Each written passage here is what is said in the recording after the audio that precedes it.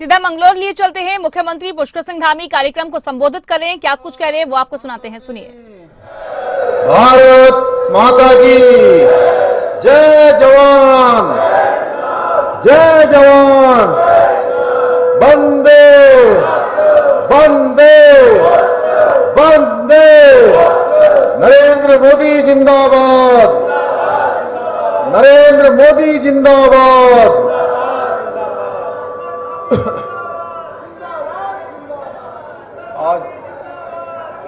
आज की इस विशाल जनसभा और विशाल रैली में यहाँ पर मंच पर उपस्थित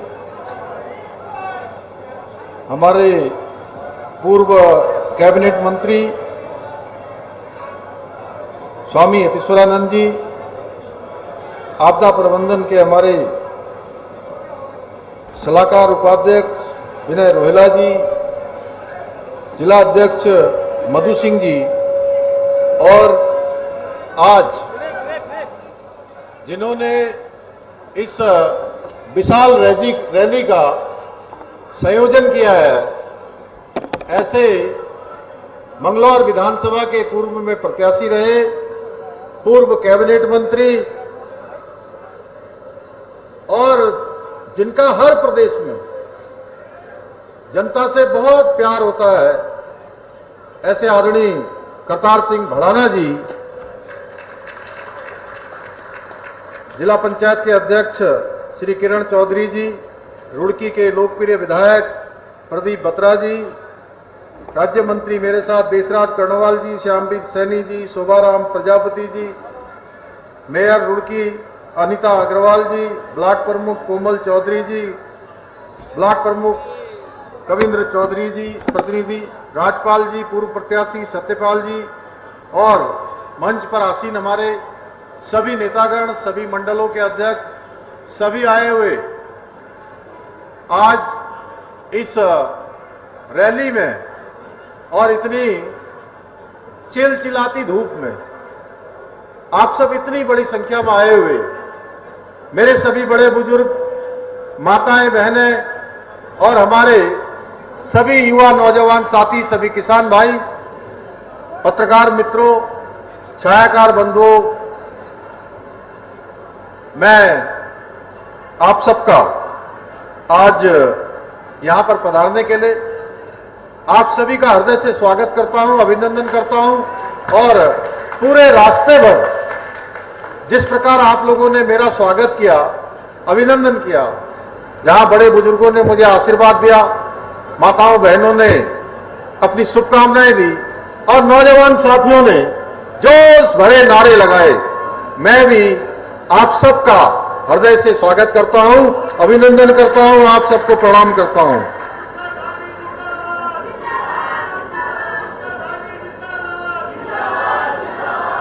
मेरा मानना है भाइयों बहनों, ये आज होने वाला अभिनंदन, ये अभिनंदन मेरा नहीं है, ये उत्तराखंड के 1.25 करोड़ जागरूक नागरिकों का अभिनंदन है, जिन्होंने हमको यूसीसी जैसा कानून, जब बाबा साहब भीमराव अंबेडकर देश का संविधान बना रहे थे और संविधान के अनुच्छेद 44 में जिसका उन्होंने प्रावधान किया था कि देश के राज्यों के अंदर, देश के अंदर सबके लिए एक समान कानून होना चाहिए, कोई किसी पंथ का हो, किसी धर्म का हो, किसी समुदाय का हो, भाइयों बहनों, इस देश में रहने वाले सब लोगों के लिए एक समान कानून होना चाहिए। मैं देवभूमि उत्तराखंड की जनता का बहुत धन्यवाद करता हूं कि हमारे देश के यशस्वी प्रधानमंत्री श्री नरेंद्र मोदी जी, जिनके शासनकाल के, सुनहरे शासनकाल के 11 वर्षों का कालखंड कल पूरा हो रहा है, भाइयों बहनों, उनके नेतृत्व में हम देवभूमि उत्तराखंड के 2022 के आम चुनाव में गए थे और हमने देवभूमि उत्तराखंड के लोगों से संकल्प लिया था, ये वचन दिया था कि उत्तराखंड के अंदर भारतीय जनता पार्टी की सरकार बनेगी तो हम सबसे पहले कोई एक काम करेंगे, तो एक काम करेंगे, समान नागरिक संहिता लागू करने के लिए हम कानून बनाएंगे भाइयों बहनों। और हमने इसके लिए काम किया क्योंकि हमारे संविधान निर्माताओं का मत था कि देश में रहने वाले सबके लिए एक समान कानून होना चाहिए, चाहे वो किसी धर्म, समुदाय या पंथ का हो। भाइयों बहनों, क्योंकि हमने अनुभव किया समाज में कुछ समुदायों के लिए अलग अलग व्यक्तिगत कानूनों के कारण भेदभाव की स्थिति, अन्याय की स्थिति, असमानता की स्थिति पैदा होती है। समान नागरिक संहिता इन सभी में समानता लाने का काम करेगी।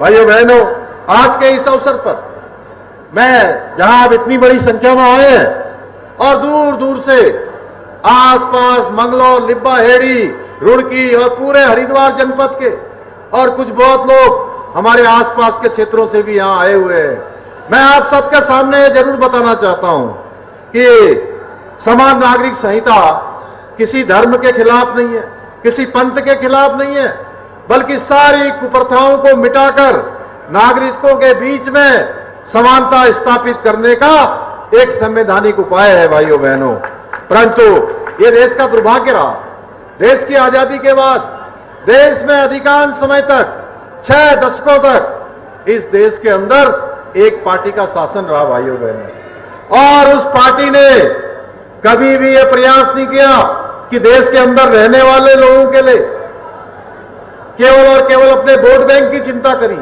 देश के अंतिम छोर में रहने वाले लोगों के लिए चिंता नहीं करी कि समान नागरिक संहिता का कानून लागू होना चाहिए।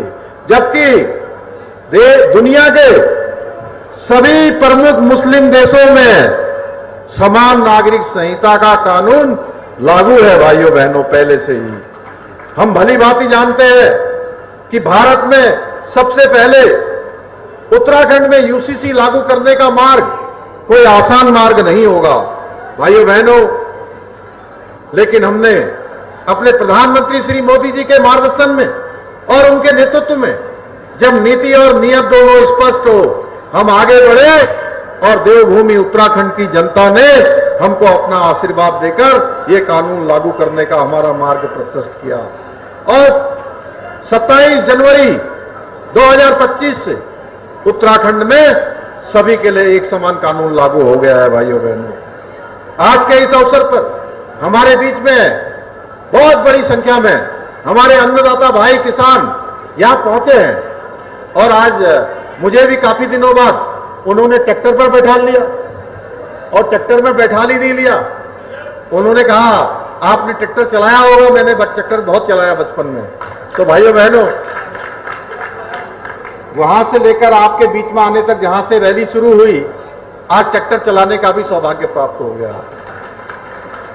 मैं आप सबको डबल इंजन की सरकार द्वारा जो किसानों के हित में हमारे प्रधानमंत्री मोदी जी के नेतृत्व में जो प्रयास किए जा रहे हैं, उनसे मैं अवगत कराना चाहता हूं। भाइयों बहनों, आप सभी लोग भली भांति जानते हैं, 60 वर्षों से ज्यादा समय तक सच्चे मन से देश के अंदर किसानों के हित में कोई ठोस फैसले नहीं लिए गए।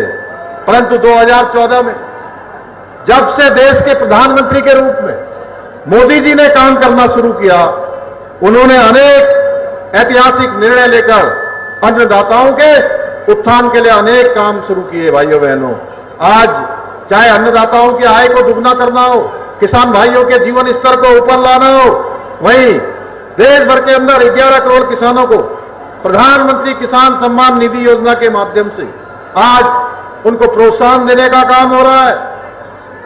वहीं सभी प्रमुख फसलों में न्यूनतम समर्थन मूल्य एमएसपी में अभूतपूर्व वृद्धि करके किसानों को उनकी फसल का उचित मूल्य भी प्रदान किया जा रहा है। साथ ही प्रधानमंत्री फसल बीमा योजना के माध्यम से किसानों को होने वाली आपदाओं में सुरक्षा कवच भी प्रदान किया जा रहा है। इतना ही नहीं, मृदा स्वास्थ्य कार्ड हो, उसके द्वारा मिट्टी की वैज्ञानिक जांच कर किसानों को पोषक तत्व में होने वाली कमी को, आवश्यक उर्वरकों की, आवश्यक किस प्रकार के उर्वरक यूज करने हैं, उनकी जानकारी दी जा रही है। उनकी फसल की उपज और गुणवत्ता, भूमि दोनों की उर्वरता में सुधार किया जा रहा है। इसके साथ ही अनेक योजनाएं जो किसानों के हित में चलाई जा रही हैं, किसान मानधन योजना, धन धान्य योजना, दलहन आत्मनिर्भरता मिशन, बागवानी विकास मिशन, कृषि यंत्र सब्सिडी, बूंद बूंद सिंचाई योजना, डिजिटल कृषि योजना जैसी अनेक योजनाओं के माध्यम से किसानों को लाभ पहुंचाने का प्रयास किया जा रहा है। यही नहीं, कृषि को विकास का प्रमुख इंजन मानते हुए किसान क्रेडिट कार्ड की लिमिट को 3 लाख रुपए से बढ़ाकर 5 लाख रुपए करने का ऐतिहासिक निर्णय लिया गया है। वहीं प्राकृतिक कृषि को प्रोत्साहित करने के लिए सिंचाई और कृषि तकनीकों के विकास पर विशेष फोकस किया जा रहा है। इतना ही नहीं, कृषि क्षेत्र को और अधिक सशक्त बनाने के लिए 14,000 करोड़ रुपए की लागत से 7 नई परियोजनाओं पर कार्य प्रारंभ किया गया है। आदरणीय प्रधानमंत्री जी के नेतृत्व और मार्गदर्शन में देवभूमि उत्तराखंड में भी अनेक प्रयास किसानों के हितों के लिए किए जा रहे हैं, किसानों की उन्नति के लिए किया जा रहा है। भाइयों बहनों, जहां किसानों को 3 लाख रुपए तक का ऋण बिना ब्याज के देने का प्रावधान है, वहीं फार्म मशीनरी बैंक योजना के माध्यम से 80% सब्सिडी देने का काम भी हम कर रहे हैं। यही नहीं, हमने नहरों को सिंचाई के लिए पूरी तरह से सिंचाई मुक्त करने का काम भी हमने किया है। साथ ही हमने किसानों की आय बढ़ाने के लिए पॉली हाउस निर्माण के लिए 200 करोड़ रुपए की राशि का प्रावधान किया है।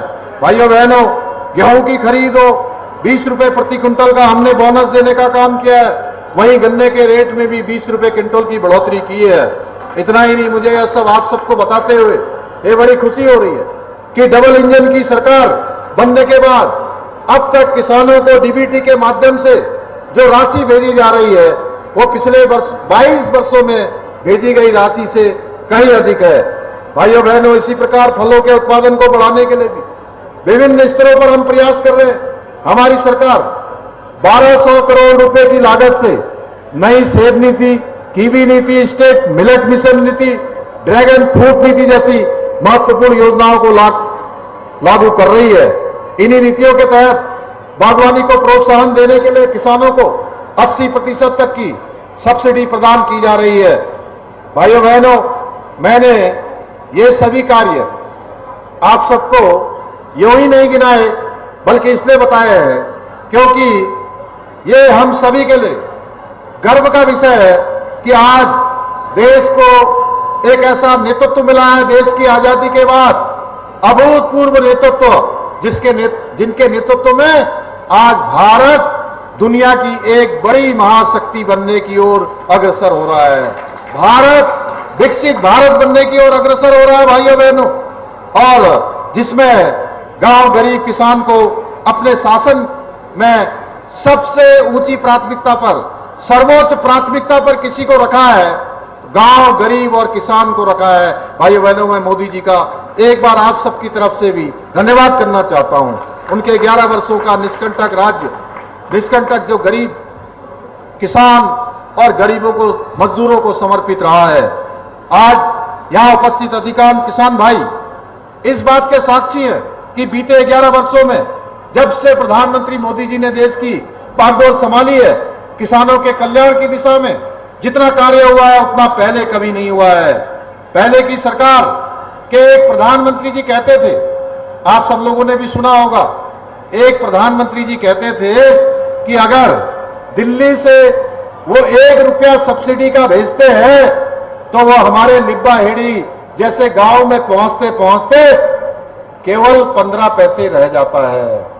15 पैसे रह जाता था भाइयों बहनों, 85 पैसा कमीशन की भेंट चढ़ जाया करता था।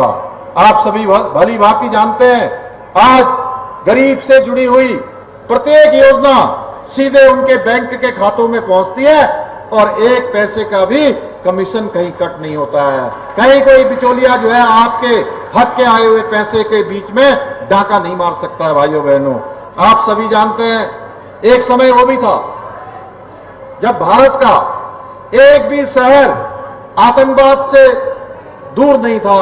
आतंकवाद की घटनाएं वहां होती थी, हम ये नहीं कह सकते थे कि ये शहर सुरक्षित है, परंतु उस समय की सरकारों में न इच्छा शक्ति थी, न भाइयों बहनों कोई साहस था कि आतंकवादियों और उनके सुरक्षकों को वो ठोस कार्रवाई कर सके। कोई ठोस जवाब उनको दे सके।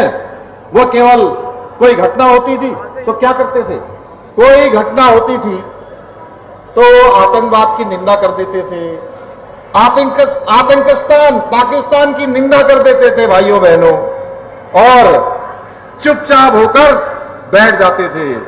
लेकिन आज का भारत मोदी जी के नेतृत्व में केवल निंदा नहीं करता है, बल्कि घर में घुसकर उनके आतंकी निशानों को नेस्तनाबूद करने का काम करता है। चाहे सर्जिकल स्ट्राइक हो, एयर स्ट्राइक हो, या अभी अभी चलाया गया ऑपरेशन सिंदूर हो, इसके माध्यम से आतंकियों को उनके बिलों में ही सफाया करने का काम भारत की सेना ने हमारे प्रधानमंत्री मोदी जी के नेतृत्व में किया है। भाइयों बहनों, आतंकियों की मदद करने वाले पाकिस्तान सेना के हवाई अड्डों से लेकर डिफेंस सिस्टम तक तबाह कर दिए गए। ऑपरेशन सिंदूर के माध्यम से ऐसा प्रहार किया गया कि पाकिस्तान को 4 दिनों में ही घुटनों पर आना पड़ा और संधि की भीख मांगनी पड़ी। भाइयों बहनों, पूर्ववर्ती सरकारों की विफलता के कारण, तुष्टीकरण की राजनीति के कारण, देवभूमि का डेमोग्राफिक ये काफी बदलाव इसमें देखने को मिला है। यहां का जो मूल अस्तित्व है उसको कहीं ना कहीं चुनौती मिल रही है। इस बदलाव को रोकने के लिए हमने जहां धर्मांतरण का कानून लागू किया है भाइयों बहनों, वहीं लव जिहाद, लैंड जिहाद और थूक जिहाद के खिलाफ भी हमने कठोर कार्रवाई सुनिश्चित की है। हमने प्रदेश में लैंड जिहाद पर कड़ी कार्रवाई करते हुए 5000 एकड़ से अधिक जमीन सरकारी भूमि को लैंड जिहादियों से मुक्ति कराई है। इतना ही नहीं, दंगों की राजनीति करने वालों को भी सबक सिखाने के लिए हमने दंगारोधी कानून बनाया है और उसके होने वाले नुकसान की भरपाई भी उन्हीं दंगाइयों से सुनिश्चित करने का इस कानून में प्रावधान किया है। भाइयों बहनों, आप सब जानते हैं, पहले यहां पेपर लीक, परीक्षाओं में धांधली एक संस्कृति बन गई थी, एक टेंडेंसी बन गई थी। कोई परीक्षा होती थी और परीक्षा के बाद उन परीक्षाओं के पेपर लीक हो जाया करते थे, परीक्षा कैंसिल हो जाया करती थी। भाइयों बहनों, गरीब माता पिता के बेटे बेटियां जो अपनी तैयारी करते थे, अपनी मेहनत करते थे, उनके माता पिता भी अपने बच्चों के लिए अपने जीवन में होने वाले दैनिक खर्चों को कम कर लेते थे। भाइयों बहनों, उनका मनोबल टूटता था, कई वर्षों से उनका चयन में नंबर नहीं आता था। लेकिन हमने कहा कि नहीं, इसके लिए चाहे हमको कोई भी कितनी भी चुनौती का सामना करना पड़ेगा, नकल माफियाओं को जड़ से उखाड़ना पड़ेगा, तो हम जड़ से उखाड़ेंगे। हमने कार्रवाई करी और 100 से ज्यादा नकल माफियाओं को जेल की सलाखों के पीछे भेजने का काम किया। नकल का सख्त कानून लागू किया जो पूरे देश भर के अंदर आज एक आदर्श कानून बन गया है। और इस कानून के बनने के बाद 23,000 नौकरियां, मेरे पत्रकार भाइयों से भी मैं कहना चाहता हूं कि 23,000 नौकरियां बिना किसी नकल के, बिना किसी पक्षपात के, बिना किसी भ्रष्टाचार के, बिना किसी पेपर लीक के, बिना नकल माफिया के संपन्न हो चुकी है, जिसमें गरीब माता पिता के बेटे और बेटियों को चयन का अवसर मिला है। भाइयों बहनों, आप भली भांति जानते हैं कि पूर्ववर्ती सरकार के समय में भ्रष्टाचार के मामलों में केवल और केवल छोटे मोटे कर्मचारियों को पकड़कर खानापूर्ति पूरी की जाती थी। ऊपर बैठे भ्रष्टाचार के बड़े मगरमच्छों को छूने की किसी की हिम्मत नहीं होती थी। भाइयों बहनों, लेकिन आज भ्रष्टाचारियों पर जीरो टॉलरेंस की नीति के तहत कार्रवाई लगातार हो रही है। चाहे कोई छोटा हो, चाहे कोई बड़ा हो, यदि भ्रष्टाचार करेगा तो उसे अब देवभूमि उत्तराखंड में बख्शा नहीं जाएगा। भाइयों बहनों, बख्शा नहीं जाएगा। अभी हाल में आपने देखा हरिद्वार में हुए भूमि घोटाले में 2 आईएएस, 1 पीसीएस और अनेकों दर्जनों कर्मचारी सीधे सीधे जांच की कार्रवाई में आए हैं, सीधे सीधे निलंबित किए गए हैं। प्रदेश के इतिहास में पहली बार हमने आईएएस, पीसीएस, आईएफएस और तमाम ऐसे विभागों के अपने हेड ऑफ द डिपार्टमेंट, जिलों के अधिकारी जो भी अपने कर्तव्य में ढिलाई, कर्तव्य में भ्रष्टाचार में लिप्त पाए गए हैं, ऐसे 200 से भी ज्यादा लोगों को जेल की सलाखों के पीछे पहुंचाया है। भाइयों बहनों, आपका ये जोश, ये ऊर्जा देखकर मुझे विश्वास हो गया है, मंगलौर लिब्बा हेड़ी की जनता ने मन बना लिया है और जो हमारे भड़ाना जी, करतार सिंह भड़ाना जी जो कह रहे थे कि भगवान मुझे मौका दे कि मैं आप सब लोगों के लिए कुछ कर पाऊं। भाइयों बहनों, पूरे राज्य के अंदर नीति से लेकर माणा तक और मंगलौर से लेकर खटीमा के सीमांत क्षेत्र धारचूला तक, भाइयों बहनों, आज विकास की समेकित रूप से विकास की गंगा बह रही है। ये क्षेत्र भी हमारा विकास की परिधि में आना चाहिए। ये प्रश्न हमारा है, ये प्रश्न केवल मेरा नहीं है, ये प्रश्न हम सबका होना चाहिए कि आखिर इतने सालों पर देश की आजादी और राज्य स्थापना के 25 सालों बाद भी ये क्षेत्र विकास से अछूता क्यों रह गया। ये प्रश्न केवल मेरा नहीं है, इसलिए मैंने आप सबका दोष देख लिया है। उपचुनाव में जो थोड़ी बहुत कसर रह गई थी, आगे आने वाले 2027 के चुनाव में उसको निश्चित रूप से आप सब लोग पूरा कर देंगे। आपने उपचुनाव में दिखा दिया, यहां पर जो काजी और हाजी उनकी नींव मिलाकर रख दी, परंतु बहुत मामूली अंतर से हम जीत से चूक गए। लेकिन अब ऐसा प्रयास कीजिएगा कि आने वाले समय में कोई कमी न रहे। भाइयों बहनों, मुझे पूरा विश्वास है कि मंगलौर और लिबरहेड़ी क्षेत्र के मेरे आप सभी परिवारजन देवभूमि उत्तराखंड को देश का सर्वश्रेष्ठ राज्य बनाने के हमारे विकल्प रहित संकल्प को पूरा करने में अपना इसी प्रकार योगदान देते रहेंगे। और ये विकास का जो रथ आगे बढ़ा है, आज उत्तराखंड हिंदुस्तान के श्रेष्ठ राज्यों में जो उसकी गिनती हुई है, उसमें मेरे मंगलौर के परिवारजन, मेरा लिबरहेड़ी क्षेत्र के परिवारजन, रुड़की के परिवारजन और पूरे हरिद्वार जनपद के लोग भी अपने कदम से कदम मिलाएंगे। भाइयों बहनों, कदम से कदम मिलाएंगे और भारत का उत्कृष्ट राज्य, भारत का सर्वश्रेष्ठ राज्य बनाने में अपना योगदान देंगे। आज के अवसर पर मुझे प्रदीप बत्रा जी ने भी, हमारे अन्य यहाँ पर कई साथियों ने, हमारी अनीता अग्रवाल जी ने भी बहुत सारे पत्र दिए हैं। हमारे करतार सिंह भड़ाना जी ने एक मुझे पूरा ज्ञापन दिया है, मैं उसको अपने साथ लेकर जा रहा हूं और इन सभी को आने वाले अपने कार्यक्रमों में, आने वाले समय की घोषणाओं में उन सभी को सम्मिलित किया जाएगा। और ये हमारा संकल्प है कि ये क्षेत्र भी हमारा विकास के क्षेत्र में आगे बढ़ेगा। उत्तर प्रदेश सरकार के साथ जहां बात करनी होगी, हम आदरणीय योगी आदित्यनाथ जी से बात करेंगे और उनसे अनुरोध करेंगे कि हमारे इस क्षेत्र की आवश्यकता है, मंगलौर क्षेत्र की आवश्यकता है, लिबरहेड़ी क्षेत्र की आवश्यकता है, रुड़की हरिद्वार की आवश्यकता है, तो उन्होंने कभी भी हमको मना नहीं किया है। लंबे समय से जो हमारा परिसंपत्तियों का बंटवारे का काफी सारा मामला उलझा हुआ था, मैं लखनऊ गया और मैंने आदरणीय योगी आदित्यनाथ जी से अनुरोध किया कि आप हमारी इन परिसंपत्तियों का जो मैटर है इसको सुलझा दीजिए। उन्होंने सारे मैटर जो पिछले 22 सालों में नहीं सुलझ पाए थे, उन सभी को सुलझाकर हमको हमारी परिसंपत्तियां भी देने का काम किया है। तो आज के अवसर पर मैं एक घोषणा करता हूं कि विधानसभा क्षेत्र मंगरौल, ग्राम लिबरहेड़ी में महाराजा सूरजमल जी के नाम से खेल स्टेडियम का निर्माण किया जाएगा। विधानसभा क्षेत्र मंगलौर में सरकी रजवाहे की पटरी जो मंगलौर से गुरुकुल लंडोरा बाईपास हरचंदपुर के पुल तक है, उसको पक्की करवाई जाएगी। अन्य जो योजनाएं मुझे दी है, मैं उनको अपने साथ लेकर जा रहा हूं। इसी विश्वास के साथ एक बार आप सभी का धन्यवाद व्यक्त करते हुए मैं अपनी बात को समाप्त करता हूं। बहुत बहुत धन्यवाद। जय हिंद, जय भारत, जय उत्तराखंड। भारत माता की जय, भारत माता की जय, भारत माता की जय। पुष्कर धामी जिंदाबाद। मुख्यमंत्री पुष्कर सिंह धामी कार्यक्रम को संबोधित करते हुए नजर आए। धन्यवाद रैली का आयोजन किया गया था। इस दौरान मुख्यमंत्री पुष्कर सिंह धामी कई अहम मुद्दों पर बोलते हुए नजर आए।